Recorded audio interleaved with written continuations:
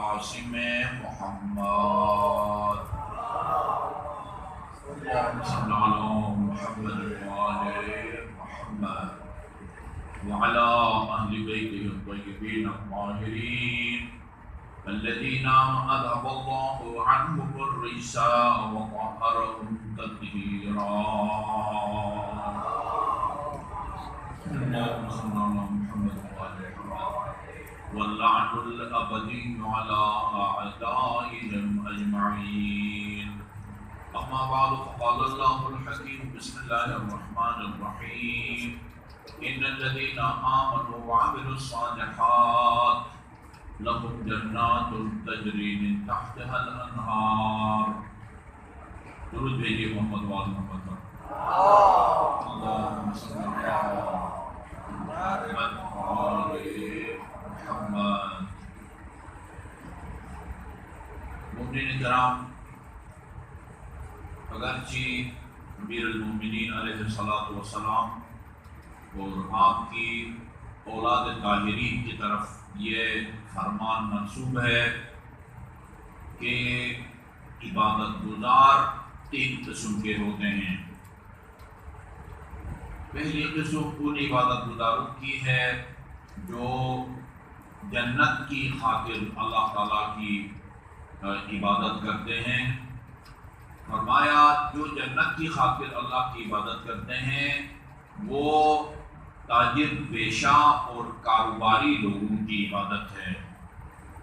جس طرح ایک تاجر اور کاروباری صبح سے لے کر شام تک محنت کرتا ہے تاکہ شام کو کچھ کما کے گھر لے جا سکے، اسی طرح یہ نماز گزار، یہ روزہ دار، یہ حاجی بھی اللہ کی عبادت کرتا ہے تاکہ اس کے نتیجے میں ثواب حاصل کرے، روز قیامت جنت کا اپنے آپ کو حقدار ثابت کرے.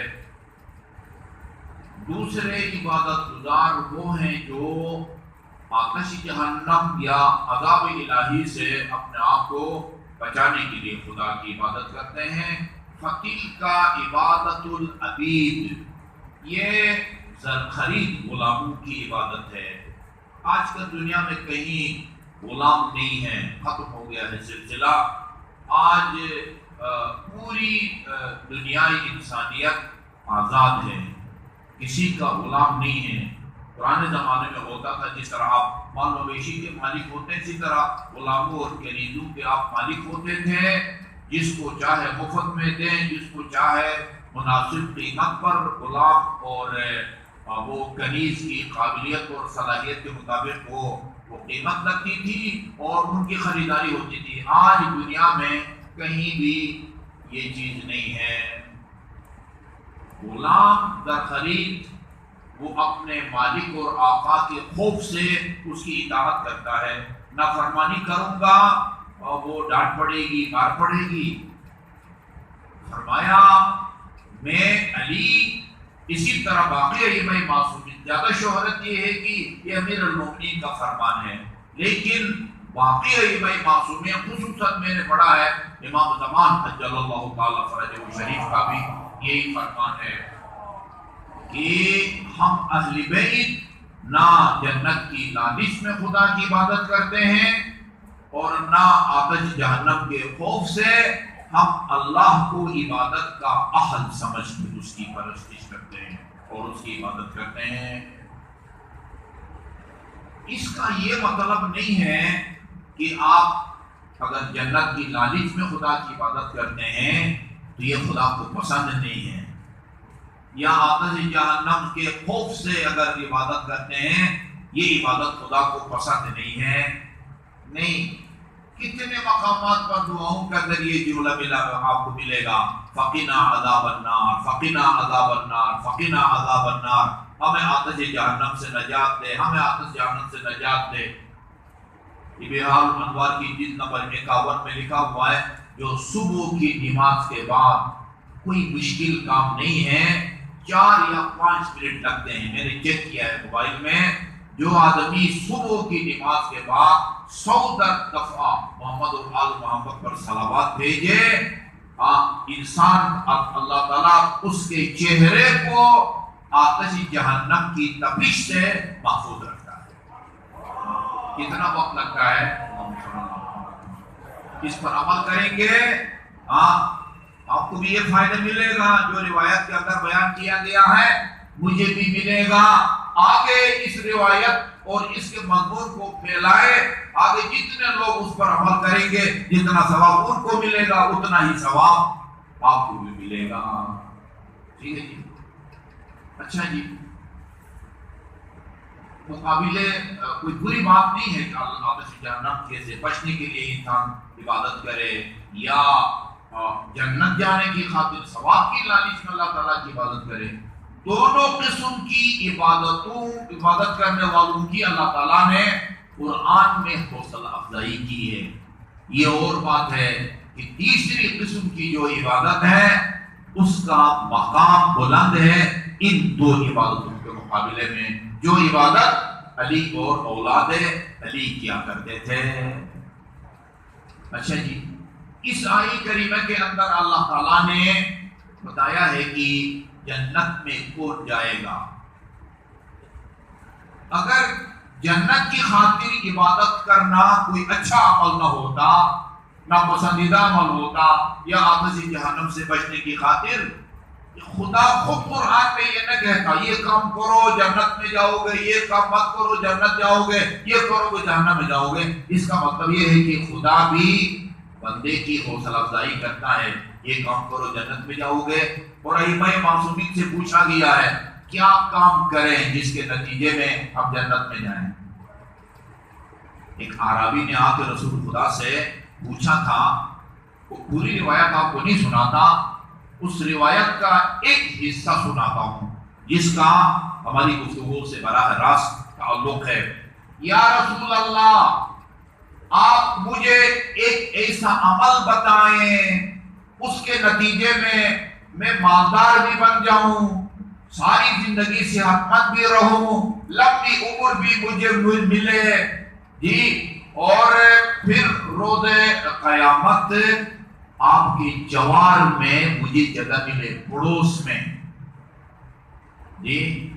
آپ واقع بیان نہیں کرتا، فرمایا اذا اردت ان یحشرک اللہ معی فی الجنہ، تو اگر یہ چاہتا ہے کہ روز قیامت اللہ تعالیٰ میرے ساتھ میرے جوار میں تجھے مقام عطا فرمائے، فاقل من سجودک، جب سجدہ کرو نماز پڑھو تو اپنے سجدے کو طول دو۔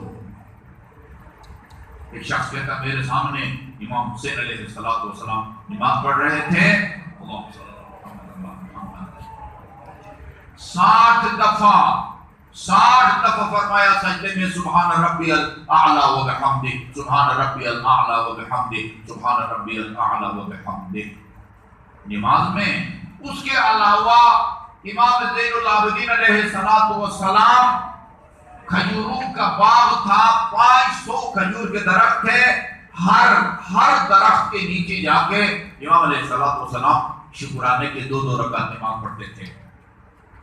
پتھر پر جا کے پھردرے قسم کے پتھر پر پیشانی رکھ کر 1000 مرتبہ، راوی کہتا ہے میں گن رہا تھا، ایک مرتبہ 1000 مرتبہ فرمایا لا الہ الا اللہ حقا حقا، لا الہ الا اللہ ایمانا و تصدیقا، لا الہ الا اللہ عبودیتا و رقا، لا مستکبرا ولا مستنکفا بل انا عبد ضعیف خائف مستجیر۔ اس کو 1000 مرتبہ پڑھنے کے لیے کتنا وقت چاہیے؟ لکھا ہوا ہے کہ جب آپ یہ کرتے ہیں نا، وہ کوئی اس آیت کی تلاوت کرے جس میں سجدہ واجب ہے، یہ اس کو پڑھنا چاہیے۔ اور آپ پریشان نہ ہو کہ اگر آپ کو یاد نہ ہو، چنانچہ اکثر مومنین کو یاد نہیں ہے، کوئی بھی ذکر بسم اللہ و باللہ، اللہم صلی اللہ محمد و محمد، بسم اللہ باللہ، والسلام علیکم ورحمۃ اللہ وبرکاتہ، یہ بھی کافی ہے، لیکن بہتر ہے کہ اس کو پڑھیں لا الہ الا اللہ حقا حقا 1000 مرتبہ۔ ایسی بیٹھے بیٹھے سجاد کا لقب نہیں ملا امام، ایسی بیٹھے بیٹھے زین العابدین کا لقب نہیں ملا۔ اس آیت کریمہ میں خدا نے بتایا ہے جنت میں کون جائے گا۔ ان الذین آمنوا، وہ لوگ جو صاحبان ایمان ہیں، یعنی جن کا عقیدہ ٹھیک ہے، جن کا عقیدہ ٹھیک ہے، خدا کو مانتے ہیں، خدا کی وحدانیت کو بھی مانتے ہیں، خدا کو عادل بھی مانتے ہیں جی، آن حضرت صلی اللہ علیہ وسلم کو خاتم الانبیاء بھی مانتے ہیں، اور آن حضرت کے بعد امیر المومنین سے لے کر امام زمان تک ان کو امام مانتے ہیں، یعنی ان کو آخری نبی کی شریعت کے محافظ مانتے ہیں۔ امام کا مطلب ہوتا ہے آخری نبی کی جو شریعت ہے اس کے محافظ مانتے ہیں، یہ ایمان ہے۔ آگے وَعَمِلُوا الصَّالِحَاتِ، عمل صالح بھی انجام دیتے ہوں، واجبات کو بھی بجا لاتے ہوں، اور حرام کاموں سے پرہیز اور اجتناب بھی کرتے ہوں۔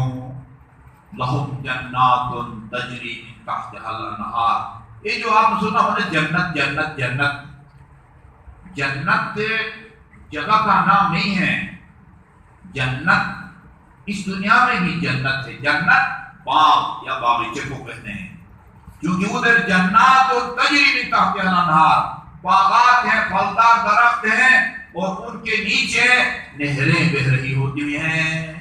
جو آدمی صاحب ایمان بھی ہو، اس کا عقیدہ بھی ٹھیک ہو اور عمل صالح بھی انجام دے، وہ جنت میں جائے گا۔ سیدھا سیدھا خدا نے فرمایا 2 جمع 2 4، جنت میں کون جائے گا؟ جس کا عقیدہ ٹھیک ہے، دوسرا عمل صالح بھی انجام دے۔ امام رضا علیہ السلام نے اللہم صلی اللہ محمد و آل محمد، لوگوں کا عقیدہ ٹھیک کیا ہے، لوگوں کا عقیدہ۔ اکثر میں عرض کرتا رہتا ہوں کہ رسول خدا کے زمانے میں خدا کے منکر تھے، خدا کے سرے سے منکر موجود تھے، خدا کے قائل تھے لیکن خدا کی وحدانیت کے منکر تھے، مشرک تھے، خدا کو زمین آسمان کا خالق مانتے تھے، لیکن خدا کے ساتھ بتوں کو شریک قرار دیتے تھے۔ جو سرے سے خدا کے منکر تھے ان کو خدا کا قائل بنانے کے لیے رسول کو اتنی محنت نہیں کرنی پڑی جتنی اللہ کی وحدانیت کا ان سے اقرار لینے کے لیے آپ کو محنت کرنی پڑی۔ یہ جو فرمایا ہے ما اوذی نبی مثل ما اوذی، جتنا مجھے ستایا گیا ہے کسی نبی کو اتنا نہیں ستایا گیا۔ یہ خدا کے منکرین نے رسول خدا کو اتنا نہیں ستایا جتنا خدا کے منکر تھے، لیکن خدا کے منکر نہیں تھے، قائل تھے لیکن وہ شرک تھے، یعنی خدا کے ساتھ بتوں کو، کوئی سورج کو، کوئی گائے کو شریک قرار دیتے تھے۔ لہذا تمام پر زور جو رسول خدا نے لگایا ہے وہ توحید پر لگایا ہے، اور آپ کا سب سے خطرناک جو محاذ تھا وہ مشرکین کے خلاف تھا، اور اسی لیے آپ کی اولاد طاہرین نے امیر المومنین سے لے کر امام زمان تک تمام ائمہ معصومین نے مشرکین کے خلاف محاذ کھولا ہے کہ اللہ تعالیٰ کے ساتھ کسی کو شریک قرار نہ دیں، اس کے علاوہ کسی کو اپنا معبود نہ مانیں، اس کے علاوہ کسی اور کو خالق کائنات نہ مانیں، اس کے علاوہ کسی اور کو رب نہ مانیں۔ میں ایک روایت آپ کی خدمت میں عرض کرتا ہوں، اس سے آپ کو اندازہ ہوگا کہ یہ مسئلہ امام کے نزدیک کتنا حساس تھا۔ ایک جمعہ کے خطبے میں نے عرض کیا تھا، غالی ان کو کہا جاتا ہے جو غیر خدا کو، وہ غیر خدا رسول خدا ہو، امیر المومنین ہو یا اولاد طاہرین، غیر خدا کو خدا کے ساتھ شریک قرار دیں، رب ہونے میں، خالق کائنات ہونے میں، اور رازق ہونے میں، اور معبود ہونے میں، ان کو غالی کہا جاتا ہے۔ آپ نے ان کے ساتھ سوشل بائیکاٹ کا حکم دیا ہے۔ جو خدا کے ساتھ شریک قرار دیتے ہیں یعنی غالی، ان سے بھی، اور جن کا یہ عقیدہ ہے کہ اللہ تعالیٰ نے صرف محمد اور آل محمد کو پیدا کیا ہے یا محمد اور علی کو پیدا کیا ہے اور خود دستبردار ہو گیا ہے اور باقی کائنات کی خلقت کا کام محمد اور علی کو سونپ دیا ہے، خود ہاتھ پر ہاتھ دھر کے ایسے بیٹھا ہوا ہے۔ ان کو مفوضہ کہا جاتا ہے۔ دونوں کی تردید کی ہے، مذمت کی ہے، دونوں سے سوشل بائیکاٹ کا سختی سے حکم دیا ہے۔ امام رضا علیہ السلام نے فرماتے ہیں کہ الغلات کفار، جو کسی کو خدا کا شریک قرار دے ان صفات میں جو خدا کی ذات کے ساتھ مخصوص ہیں، فرمایا وہ کفار ہیں۔ والمفوضۃ مشرکون، اور مفوضہ جو یہ کہتے ہیں کہ اللہ تعالیٰ نے صرف محمد اور علی کو پیدا کیا ہے اور خود دستبردار ہو گیا ہے اور باقی کائنات، زمین، آسمان، فرشتے، جاندار، بے جان، سب چیزوں کی خلقت کا کام علی اور محمد کے حوالے کر دیا ہے۔ انہوں نے یہ شرک قرار دیا ہے، انہوں نے جی خلقت میں شریک قرار دیا ہے، صرف خدا کو خالق ماننا چاہیے۔ انہوں نے خدا کے ساتھ خلقت میں محمد اور علی کو بھی شریک قرار دیا ہے، لہذا یہ مشرک ہیں۔ فرمایا من جالسہم، جو ان کے ساتھ اٹھے بیٹھے، جو ان کے ساتھ اٹھے بیٹھے، نشست رکھے، او خالقہم، یا ان کے ساتھ گھل مل جائے، او واکلہم، ہوٹل میں جا کے ان کے ساتھ کھانا کھائے۔ یہ سامنے مومن نے ہوٹل کھولا ہے، بلوچ ہوٹل کے نام سے، دیکھیں جی مومن کوشش کریں کہ ایک دفعہ جا کر کھانا کھائیں۔ او شاربہم، یا یہ ایک ہوٹل ہے، وہ کھانا نہیں ہے، وہ صرف چائے ہے، ادھر جا کے ان کے ساتھ چائے پیتا ہے، بوتل پیتا ہے، لسی پیتا ہے۔ او واصلہم، یا ان کے ساتھ تعلقات برقرار رکھے، جی تعلقات برقرار رہے۔ او زوجہم، ان کو بیٹی کا رشتہ دے یا ان سے ان کی بیٹی کا رشتہ لے۔ سمجھ آ رہی ہے نا باتیں؟ جو ان کے ساتھ اٹھے بیٹھے، جو ان کے ساتھ گھل مل جائے، یا ان کے ساتھ بیٹھ کے کھائے، یا ان کے ساتھ بیٹھ کے پیے۔ او واصلہم، ان کے ساتھ تعلقات کو برقرار رکھے۔ او زوجہم، ان کو بیٹی کا رشتہ دے۔ او تزوج منہم، یا ان سے بیٹی کا رشتہ اپنے لیے یا اپنی بیٹی کے لیے لے۔ او آمنہم، ان کو پناہ دے، جی۔ او ائتمنہم علی امانت، یا ان کے پاس کوئی اپنی امانت رکھے، جی۔ او صدق حدیثہم، یا ان کی کسی بات کی تصدیق کرے، ان کی کسی بات کی تصدیق کرے۔ او اعانہم بشطر کلمۃ، ایک بات کے ذریعے بھی ان کی مدد کرے، ایک بات کے ذریعے، ایک کلمہ کے ذریعے ان کی مدد کرے۔ خرج من ولایت اللہ عز وجل و ولایت رسول اللہ و ولایتنا اہل البیت، اللہ کی ولایت، رسول کی ولایت اور ہم اہل بیت کی ولایت کے دائرہ سے خارج ہو گیا۔ اس حدیث سے یہ عیون اخبار الرضا 3 جلدیں ہیں، جس میں امام رضا علیہ السلام کی روایات، آپ کے خطبے اور آپ کی دعا، 3 جلدیں ہیں۔ عیون اخبار الرضا یعنی امام رضا کی احادیث اور روایات کے چشمے، 3 جلدوں پر مشتمل تحقیق کتاب ہے۔ اسی طرح دوسرے کلام میں فرمایا لعن اللہ الغلاۃ الا کانوا یہودا، کی یہودیوں کی حیثیت رکھتے ہیں، مجوسیوں کی حیثیت رکھتے ہیں، نصارا کرسچن کی حیثیت رکھتے ہیں، جی ہاں حاریوں کی حیثیت رکھتے ہیں۔ لا تقاعدوہم، ان کے ساتھ نہ بیٹھا کرو، ولا تصادقوہم، یا ان کی تصدیق نہ کیا کرو، وابرؤوا منہم، بری اللہ عنہم، ان سے لا تعلقی کا اظہار کرو جس طرح اللہ نے خود ان سے لا تعلقی کا اظہار کیا ہے۔ یہ توحید کے معاملے میں مسلمان خدا کے قائل ہیں، رسول کے بھی قائل ہیں، توحید کے بھی قائل ہیں۔ زیادہ جو زور دیا ہے ائمہ معصومین نے رسول خدا کے بعد جو 2 راستے بن گئے ہیں، ان میں رسول کی جانشینی، رسول کی شریعت کی حفاظت کی ذمہ داری رسول خدا نے کس کو سونپی ہے؟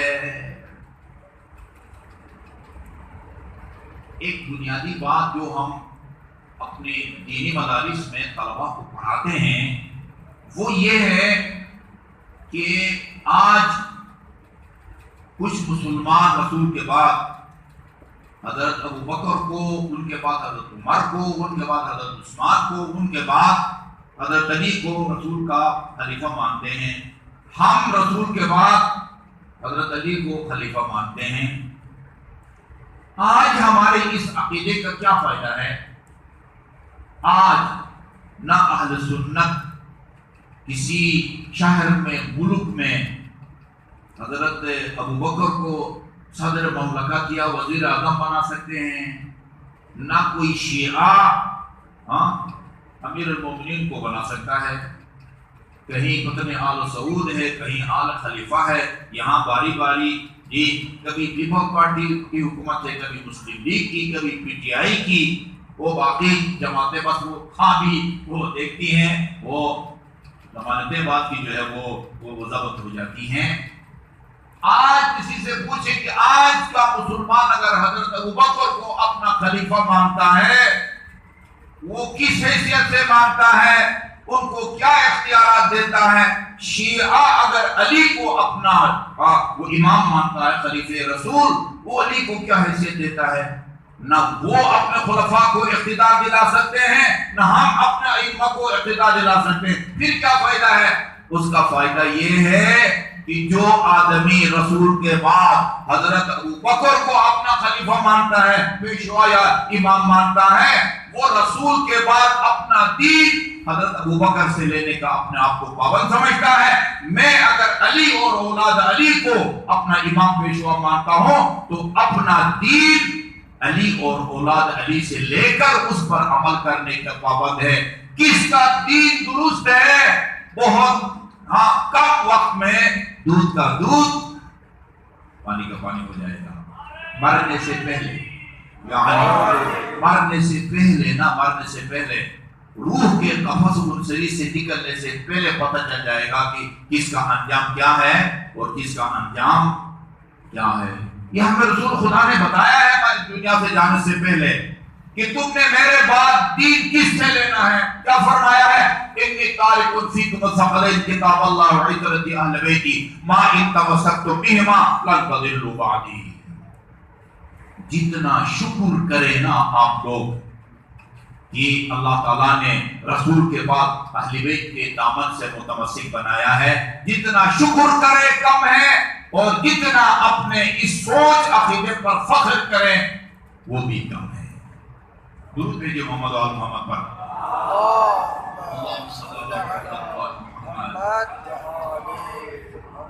آپ کو جو ولی عہد بنایا نا، ولی عہد، انکار کرنے کے باوجود بہت اصرار کر کے ولی عہد بنائے۔ ولی عہد کا مطلب کیا ہوتا ہے؟ میرے بعد حکمران یہی ہوگا، بادشاہ یہی ہوگا۔ جیسے یہ محمد بن سلمان ولی عہد ہے، یعنی سلمان کے مرنے کے بعد بادشاہ سعودیہ کا یہی ہوگا۔ ولی عہد کا مطلب یہی ہوتا ہے۔ ولی عہد بنایا۔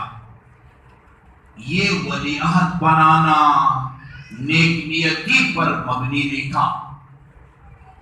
یہ مقصد نہیں تھا کہ میرے بعد امام رضا جو ہے نا وہ حاکم ہوں گے، خلیفۃ المسلمین ہوں گے۔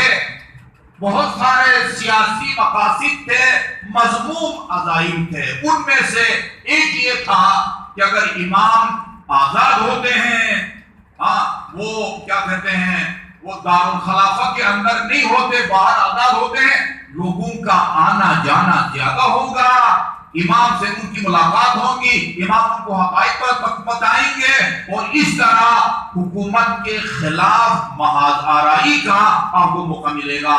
لہذا امام کو ولی عہد بنایا اور اپنے وہ جو ہے نا جی کیا کہتے ہیں قصر کہیں یا شاہی محل، اس تک امام کو محدود کر دیا، اور اس طرح عام مومنین سے ملاقات کا سلسلہ ختم کر دیا۔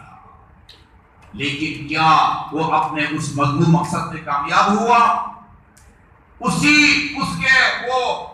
کے اندر قصر کے اندر اور بادشاہ کے اس سے محل کے اندر علماء کرام کو لایا جاتا تھا اپنے سامنے کی امام سے مقابلہ کرو، مشکل سوالات کرو، امام جواب نہیں دے پائیں گے، نعوذ باللہ شرمندہ ہوں گے، وہی بیٹھ کے حکومت کے ایوان میں بیٹھ کے اہل بیت اطہار خصوصاً امیر المومنین علیہ السلام کے وہ فضائل بیان کیے جو ان کو ہضم نہ کر سکے، برداشت نہ کر سکے، اور آخر کار آپ کی امامت کے چراغ کو گل کر دیا۔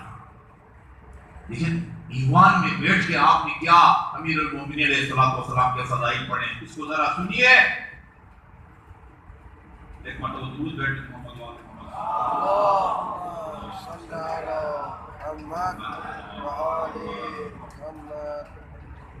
فرمایا، رسول خدا نے فرمایا ہے علی امام کل مؤمن بعدی، میرے بعد ہر مومن کا امام علی ہوگا۔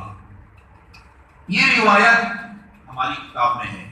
دوسری جو نسبتاً پرانی روایت آپ کی خدمت عرض کرنے لگا ہوں، یہ اہل سنت کی کتاب فرائض الصنفین، اس کی جلد نمبر 1 اور صفحہ نمبر 90۔ فرائض الصنفین جلد نمبر 1 اور صفحہ نمبر 90، اس میں فرماتے ہیں رسول خدا نے فرمایا یا علی انت حجت اللہ، علی تو حجت خدا ہے۔ حجت کس کو کہتے ہیں؟ جس کی ہر بات واجب العمل ہو، جس کا ہر فرمان گویا فرمان رسول اور فرمان خدا کی حیثیت رکھتا ہو۔ انت حجت اللہ وانت باب اللہ، تو باب اللہ ہے، تیرے ذریعے خدا تک رسائی ہو سکتی ہے، تیرے ذریعے خدا کے معرفت حاصل ہو سکتی ہے۔ وجہ اللہ بھی اسی لیے کہا جاتا ہے، علی وجہ اللہ ہے، علی عین اللہ ہے۔ خدا کا تو چہرہ نہیں ہوتا، نہ خدا کا چہرہ ہے، نہ خدا کی آنکھیں ہیں، نہ خدا کا ہاتھ ہے، نہ خدا کی ٹانگ ہے۔ وجہ اللہ کا مطلب یہ ہے کہ جس طرح چہرے کے ذریعے بندہ پہچانا جاتا ہے، اسی طرح علی کے ذریعے خدا کو پہچانا جاتا ہے، علی کے ذریعے خدا کا رسائی حاصل ہوتی ہے۔ انت باب اللہ انت الطریق الی اللہ، تو خدا تک پہنچنے کا راستہ ہے۔ یہ رسول خدا امیر المومنین سے فرماتے ہیں وَأَنْتَ النَّبَوُ الْعَظِيمُ۔ آخری سپارہ ہے نا، 30واں سپارہ، اَمَّ يَتَسَاءَلُونَ عَنِ النَّبَإِ الْعَظِيمِ، تو نبأ عظیم ہے، اور انت الصراط المستقیم، تو صراط مستقیم ہے۔ وَأَنْتَ الْمَثَلُ الْأَعْلَى، تو مثل اعلیٰ ہے۔ یا علی انت امام المسلمین، مسلمانوں کا امام تو ہے، وہ امیر المومنین، تو امیر المومنین بھی ہے، وہ خیر الوصیین، آدم سے لے کر عیسیٰ موسیٰ تک تمام انبیاء کے وصیوں سے تو بہتر ہے، وہ سید الصدیقین، جتنے بھی اس دنیا میں صدیق ہیں ان کا تو سردار ہے۔ یا علی انت الفاروق الاعظم، تو فاروق اعظم ہے، وہ انت صدیق الاکبر، صدیق اکبر تو ہے۔ ان حزبک حزبی، تیرا حزب اور پارٹی میری پارٹی ہے۔ یہ رسول خدا فرما رہے ہیں، ان حزبک حزبی، تیرا حزب اور تیری پارٹی وہ میری پارٹی ہے۔ وہ حزبی حزب اللہ، وہ جو میرا حزب اور پارٹی ہے وہ حزب اللہ ہے، اللہ تعالیٰ کی پارٹی ہے۔ وَإِنَّ حِزْبَ أَعْدَائِكَ حِزْبُ الشَّيْطَانِ، اور جو تیرے دشمنوں کی حزب اور پارٹی ہے وہ شیطانوں کی پارٹی ہے۔ یہ نوٹ کر لیں، فرائض الصنفین جلد نمبر 1 صفحہ نمبر 90۔ میں آپ کو زیادہ وقت نہیں دوں گا، آدمی سوچ بھی نہیں سکتا امام رضا علیہ السلام کی زیارت کا ثواب۔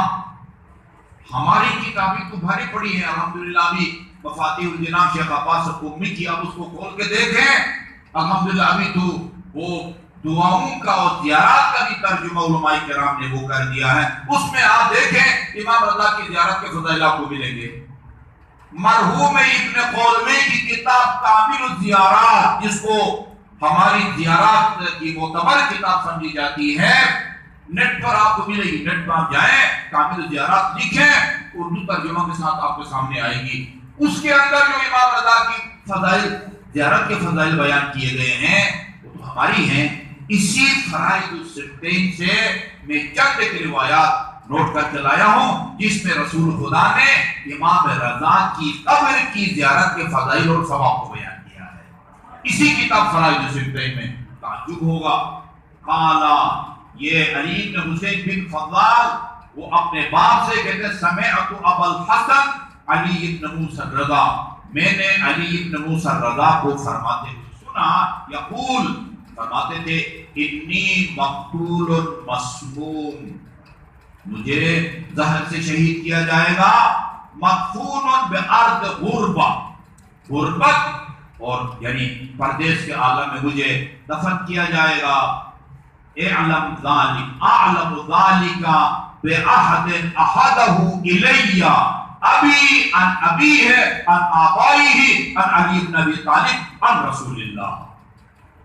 یہ جو تمہیں بتا رہا ہوں کہ میں عالم غربت میں، پردیسی کے عالم میں اب مجھے زہر دے کے شہید کیا گیا ہے، یہ بات مجھے میرے والد گرامی امام موسیٰ کاظم نے بتائی ہے، اور امام موسیٰ کاظم نے اپنے آباء و اجداد سے، امیر المومنین سے، اور امیر المومنین نے رسول خدا صلی اللہ علیہ وآلہ وسلم سے نقل کیا ہے، الا فمن زارنی فی غربتی، جو اس غربت کے عالم میں آ کے زیارت کرے، السلام علیکم یا غریب الغرباء، اس عالم غربت میں مشہد آ کے جو میری زیارت کرے، کنت انا و آبائی شفعاءہ یوم القیامہ، روز قیامت میں بھی اس کی شفاعت کروں گا، اور میرے آباء و اجداد بھی اس کی شفاعت کریں گے۔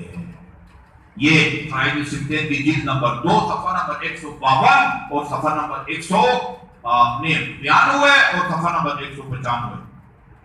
اور دوسری روایت ہے عن امام علی بن موسیٰ الرضا، من کانت لہو الی اللہ حاجت،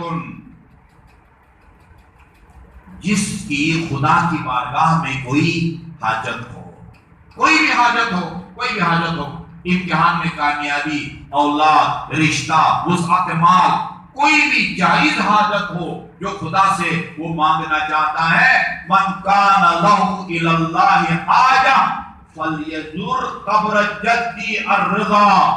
یہ علی ابن محمد ابن علی الرضا، امام علی النقی کی روایت ہے۔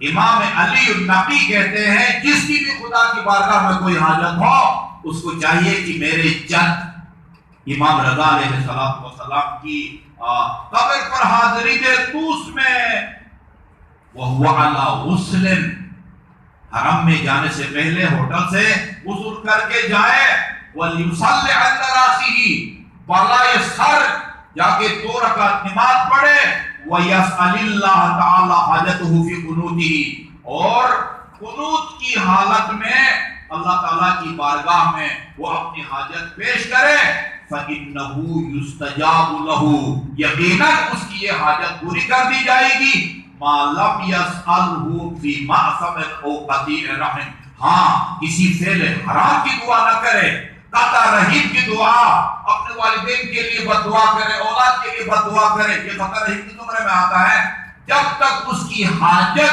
صحیح ہو اور جائز ہو، اور زیارت کر کے غسل کر کے بالائے سر 2 رکعت نماز پڑھ کے قنوت کی حالت میں جو دعا کرے گا، اللہ تعالیٰ اس کی دعا کو مسترد نہیں فرماتا۔ اچھا جی، وَإِنَّ مَوْضِعَ قَبْرِهِ بُقْعَةٌ مِّن بُقَاعِ الْأَرْضِ جنہ، امام رضا کی جو قبر کی جگہ ہے نا، وہ جنت کے ٹکڑوں میں سے ایک ٹکڑا ہے۔ یہ فرائض الصدقین کی بات آپ کو سنا رہا ہوں، جی ہاں، لا يزورها مؤمن الا اعتقه اللہ من النار، جو مومن بھی امام رضا علیہ السلام کی قبر کی زیارت کرے گا اللہ تعالیٰ اس کو آتش جہنم سے نجات عطا فرمائے گا. وَأَدْخَلَهُ دَارَ الْقَرَارِ، اور اس کو دار القرار یعنی جنت جہاں جانے کے بعد انسان ہمیشہ رہتا ہے، وہاں سے نکالا نہیں جاتا، اس جگہ اللہ تعالیٰ اس کو مقام عطا فرمائے گا. تیسری روایت سلمان بن حفص المروزی کہتے ہیں سمعت ابو الحسن موسیٰ بن جعفر، میں نے ابو الحسن موسیٰ بن جعفر یعنی میں نے امام موسیٰ کاظم علیہ السلام کو فرماتے ہوئے سنا من زارا قبر ولدی علی، جو میرے بیٹے علی ابن موسیٰ رضا کی قبر کی زیارت کرے کانا لہو عند اللہ 70 حجہ، اللہ تعالیٰ اس کو 70 بیت اللہ کے حج کا اجر اور ثواب عطا فرمائے گا. یہ جو امام رضا کی قبر کی زیارت کرے. پھر فرمایا ثم قال رب حجۃ لا تقبل، دیکھیں حج کو قابل قبول بنانا بہت مشکل کام ہے. ابھی مجھے وہ ہوائی شریفی وہ جس کاروان کے ساتھ میں ہر سال جاتا تھا وہ ابھی پہنچا ہوا ہے. صبح انہوں نے عمرہ تمتع انجام دیا ہے. مجھے انہوں نے فون کیا کہ ہمارے کاروان نہیں کسی اور کاروان کے بندے نے عمرہ تمتع کیا ہے جو حج کا پہلا پارٹ اور حصہ ہے، اس کے بعد پھر عمرہ مفردہ نہیں کرنا ہوتا، ورنہ وہ عمرہ تمتع جو آپ نے کیا ہے وہ باطل ہو جاتا ہے.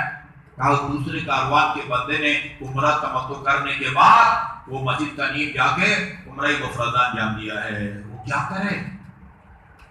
یعنی جس کا وضو صحیح نہیں ہے اس کا حج صحیح نہیں ہے. سیدھی بات ہے. جس کی قرائت صحیح نہیں ہے اس کی نماز صحیح نہیں ہے، طواف صحیح نہیں ہے، طواف صحیح نہیں ہے، ٹوٹل حج غلط ہے. حج کو قابل قبول بنانا آسان نہیں ہے، لیکن ایک صحیح زیارت کرنا اتنا کوئی مشکل کام نہیں ہے. وہ آپ جاتے ہیں، ٹکٹ لیتے ہیں، ویزا لیتے ہیں، ٹکٹ کٹواتے ہیں اور کسی ہوٹل میں جا کے غسل کر کے جا کے امام علیہ السلام کی زیارت کرتے ہیں. بس کوئی پیچیدگی نہیں ہے. امام فرماتے ہیں امام موسیٰ کاظم حج کر کے اس کو خدا کی بارگاہ میں قابل قبول بنانا یہ بہت مشکل ہے. قبول تو بہت بات کا مرحلہ ہے، صحیح حج انجام دینا بہت مشکل کام ہے. لیکن جو امام رضا کی زیارت کرے گا اس کو 70 قبول حج کا اجر اللہ تعالیٰ عطا فرماتا ہے. وَرُبَّ حَجَّةٍ لَا تُقْبَلْ، کئی حج ایسے ہوتے ہیں یا وضو غلط ہے یا مثلا طواف نہیں کیا، احرام جو ہے نا وہ غلط طریقے سے باندھا ہے جس کی وجہ سے اس کی وہ ہوتی ہے. وَمَنْ زَارَهُ وَبَاتَ عِنْدَهُ لَيْلًا، جو امام رضا کی زیارت کرے ایک رات امام رضا کی جوار میں گزارے کانا کمن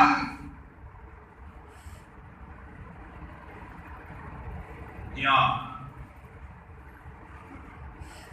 لیلتن کانا کمن اہل السماوات والارض وَإِذَا كَانَ يَوْمُ الْقِيَامَةِ، جب قیامت کا دن ہوگا وجد معنا زوار ائمتنا اہل البیت، جب قیامت کا دن ہوگا ائمہ معصومین کے قبروں کے زائر وہ ہمارے ساتھ نظر آئیں گے روز قیامت. اعلاہم درجۃ واقربہم حوۃ زوار ولدی علی. یہ عجیب جملہ ہے. پہلے اہل بیت کی قبروں کی زیارت کا ذکر کرنے کے بعد سب سے زیادہ بلند درجہ ان کا ہوگا جنہوں نے میرے بیٹے علی بن موسیٰ رضا کی زیارت کی ہوگی. خدایا محمد و آل محمد تمام مومنین و مومنات کو پہلی فرصت میں ائمہ معصومین علیہ السلام عطفات مقدسہ کی زیارات نصیب فرما. ایک اور روایت آپ کی خدمت میں کرتا ہوں، یہ بھی اسی کتاب میں ہے. من زار قبر ابی بطوس، امام محمد تقی فرماتے ہیں جو طوس جا کے مشہد جا کے میرے بابا علی بن موسیٰ کی قبر کی زیارت کرے غفر اللہ لہ ما تقدم من ذنبہ، وما تأخر، اللہ تعالیٰ اس کے گزشتہ اور آئندہ گناہوں کو معاف فرما دیتا ہے۔ یہ بہت سارے اعمال کا نتیجہ ہے۔ من ذکر فضیلۃ من فضائل علی، کئی دفعہ میں آپ کو روایت سنا چکا، جو منبر پر بیٹھ کے یا کسی بھی محفل میں ایک علی کی فضیلت بیان کرے، غفر اللہ له ما تقدم من ذنبه وما تأخر، اللہ تعالیٰ اس کے گزشتہ اور آئندہ گناہوں کو معاف فرما دیتا ہے۔ یا امام علیہ السلام فرماتے ہیں، یا امام محمد تقی جو توس جا کے مشہد جا کے میرے بابا کی قبر کی زیارت کرے، اللہ اس کی گزشتہ اور آئندہ گناہوں کو معاف فرما دیتا ہے۔ وَإِذَا كَانَ يَوْمَ الْقِيَامَةِ، اور جب قیامت کا دن ہوگا، خدا نے آپ کو یہ طاقت دی ہے، یہ جس منظر کو بیان کیا گیا ہے نا، آپ یہاں بیٹھ کے اس منظر کا تصور کر سکتے ہیں۔ وَإِذَا كَانَ يَوْمَ الْقِيَامَةِ، اور جب قیامت کا دن ہوگا، یہ بندہ خوش قسمت مومن جس نے امام رضا کی قبر کی زیارت کی ہوگی، يُنصَبُ لَهُ مِنبَرٌ بِحَذَائِ مِنبَرِ رسول اللہ، یہ رسول خدا کا منبر ہے، اس کے برابر میں ایک منبر لگایا رکھا جائے گا، اس کے اوپر زوار کو بٹھایا جائے گا، اس وقت تک رسول خدا کے بغل میں ہوگا جب تک لوگ اپنے حساب کتاب سے فارغ نہیں ہوتے۔ یہ یونسب لہ منبر بحذاء منبر رسول اللہ، اس کے لیے منبر رسول کے ساتھ اس کے برابر میں ایک منبر وہ رکھا جائے گا۔ جی اور کب تک؟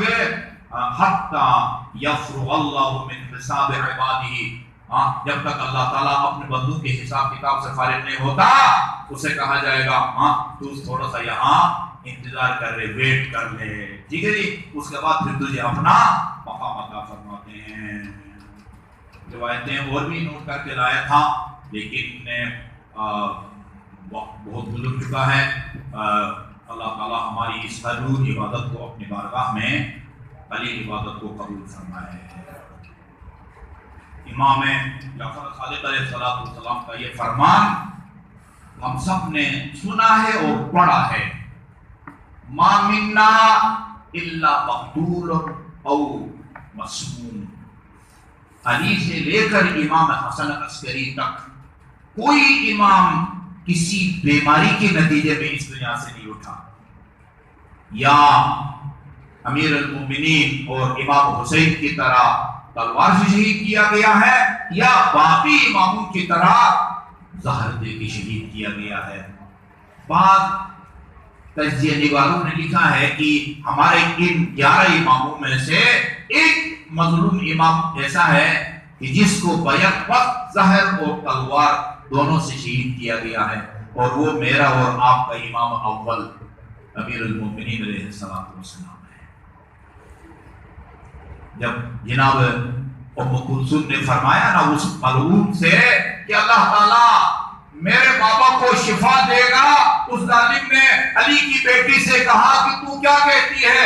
1000 درہم کی میں نے تلوار خریدی ہے اور 1000 درہم کا ظاہر میں اس کو میں نے بجھایا ہے، یہ ضربت پورے اہل کوفہ کے لیے کافی تھی، یہ تو تیرا ایک بابا ہے۔ جی ان مسموم اماموں میں سے ایک امام رضا علیہ السلام۔ ابھی میں نے آپ کی خدمت میں عرض کیا ہے، رسول خدا نے پیشکش کی ہے کہ امام رضا کو زہر دے کے شہید کیا جائے گا۔ جی زہر دے کے امام علیہ السلام کو شہید کیا جاتا ہے۔ ابو سلط کہتے ہیں جب امام کو بلایا جاتا ہے اس سازش کو پورا کرنے کے لیے، ابو سلط سے کہتے ہیں میں دیکھے یہ حاکم کے دربار میں جا رہا ہوں، وہاں سے نکلتے وقت اگر میں نے ابا اپنے سر پر رکھی ہو تو پھر مجھ سے ہم کلام نہ ہونا، اگر ابا میری دوش پر ہو تو بے شک مجھ سے ہم کلام ہونا۔ امام جاتے ہیں اس ظالم کے پاس، انگور رکھا ہوا تھا، یہ وہ زہر آلود دھاگے کو سوئی میں پرویا گیا تھا اور اس دھاگا کو انگور کے دانتوں سے گزارا کیا تھا۔ مسموم انگور کے دانے امام علیہ السلام نے چند تناول فرمائے. اس ظالم نے کہا کہ اچھا انگور ہے، ایسا انگور نہیں مل سکتا، مزید تناول فرمائے. فرمایا جنت کا انگور اس سے بھی بہتر ہوگا. ہاں فرمایا کہ بس اتنے انگور کافی ہے، اس سے تیرا مقصد پورا ہو جائے گا. امام علیہ السلام نے فرمایا جب آپ نکلنے لگے اس ظالم نے کہا فرزند پیغمبر کہاں جا رہے ہیں؟ فرمایا وہی جا رہا ہوں جہاں تو مجھے بھیجنا چاہتا ہے. امام علیہ السلام نے اپنی عبا اپنے سر کے اوپر ڈالی، سر کو چھپایا اور گھر کی طرف روانہ ہوئے. اب اس وقت کہتے ہیں امام کی ہدایت کے مطابق میں نے کوئی بات نہیں کی. امام علیہ السلام گھر کے اندر تشریف لے گئے، دروازہ بند کیا. تھوڑی دیر میں جب دروازہ کھلا میں نے دیکھا ایک 8 یا 9 سال کا بچہ امام علیہ السلام کے بغل میں بیٹھے ہیں. میں نے ان کی خدمت میں عرض کیا یہ دروازہ تو بند تھا، آپ کہاں سے اس گھر کے اندر داخل ہوئے؟ امام محمد تقی جواب میں فرماتے ہیں وہ ذات جو مدینے سے چشم زدن میں مجھے مدینہ پہنچا سکتی ہے وہ مجھے اس گھر کے اندر بھی پہنچا سکتی ہے. زادارو زہر کا اثر امام رضا کے بدن میں پھیلتا ہے اور آپ کی روح قفص السری سے پرواز کرتی ہے.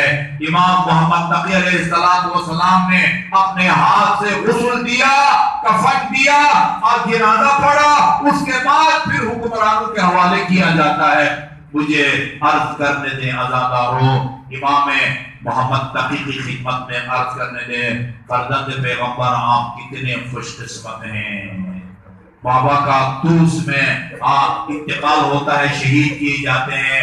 چشم زدن میں خدا کی قدرت سے آپ پہنچتے ہیں، غسل بھی دیتے ہیں، کفن بھی دیتے ہیں اور جنازہ بھی پڑھتے ہیں اور مشہد میں دفن کیا جاتا ہے.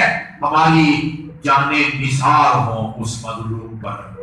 امام جعفر صادق کے الفاظ ہیں لا یومک یومک یا ابا عبداللہ، ہم سب مظلوم ہیں اے مظلوم کربلا، اور تیری مظلومیت کی داستان ہی الگ ہے.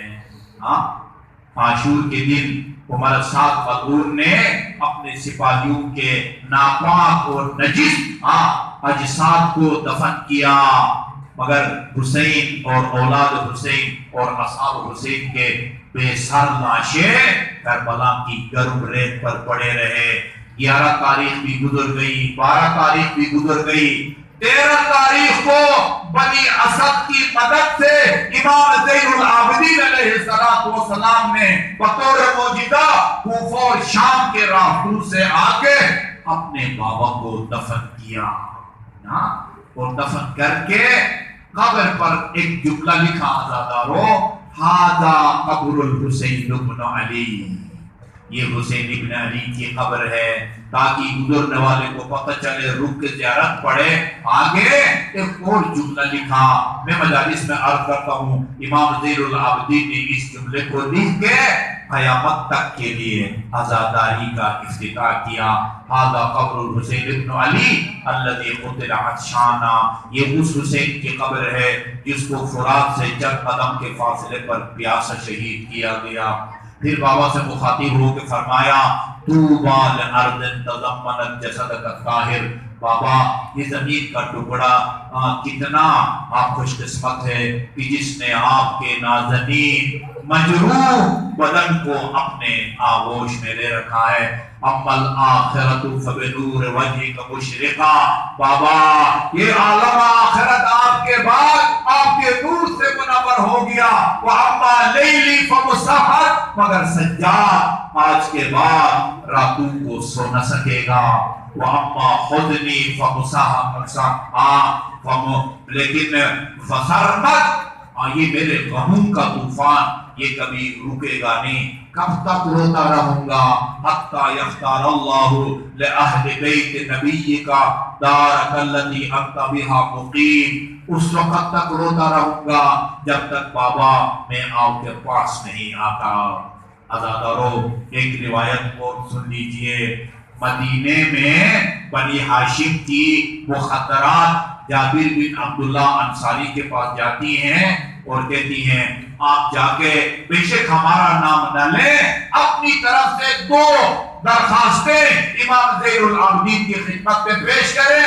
پہلی درخواست یہ ہے کہ اپنی عبادت کو کم کریں، ہمیں ان کی زندگی کو خطرہ محسوس ہو رہا ہے، ایک، اور دوسرا یہ رونے کا سلسلہ بھی کم کریں۔ جابر نے یہ دونوں پیغام پہنچائے، جب کہا عبادت کم کریں، امام زین العابدین نے امیر المومنین کی عبادات کا دفتر کھولا اور چند ورق پلٹنے کے بعد فرمایا من یقدر علی عبادت علی، کس میں ہمت ہے کہ امیر المومنین جتنی عبادت کر سکے۔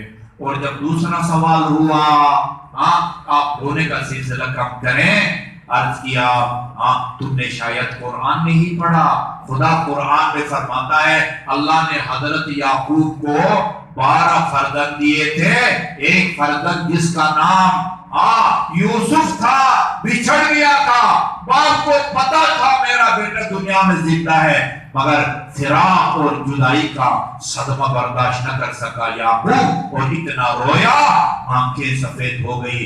تمہیں پتا ہے میں نے کیا دیکھا ہے؟ رأیت جماعت اصحابی اہل بیت یذبحون حولی، میں نے اپنے عزیزوں کو اپنے آس پاس ذبح ہوتے ہوئے دیکھا ہے۔ لا اضحک اللہ سن الدہر ان ضحکت وآل احمد المظلومون قد قہروا